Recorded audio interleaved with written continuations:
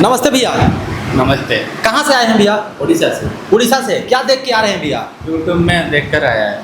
YouTube में देख करके आ रहे हैं। हाँ। प्रकाश इंटरप्राइज का चैनल। प्रकाश एंटरप्राइज। तो आप वहाँ से आए हैं तो सारा आइटम आपको देखने को मिला?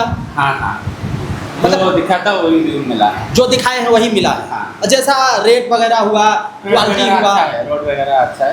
क्वालिटी भी अच्छा है, रेट भी अच्छा है। हाँ। हमारे यहाँ मैंने एक छत के नीचे सारा आइटम सब मिल जाएगा। जो बारकोड जैसे कि लिखा हुआ है अपना, तो सेम बारकोड लिखा हुआ है। हाँ हाँ। डिजाइन वगैरह जितना देखे हैं वो सब मिला आपको। हाँ हाँ।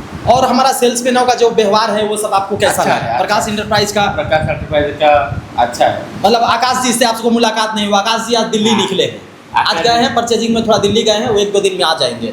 तो और उड़ीसा में जो ये चैनल चल रहा है हमारा प्रकाश इंटरप्राइज का, किसी कारण से कोई नहीं आ पा रहा है, तो उनके लिए आप क्या बोलना चाहते हैं? वो प्रकाश एंटरप्राइज अच्छा है। जो नहीं दिखा है दिखा कर वहाँ पर आओ, अच्छा माल लेकर जाएंगे। हाँ। बेस्ट क्वालिटी में बेस्ट प्राइस लेकर ले जाएंगे।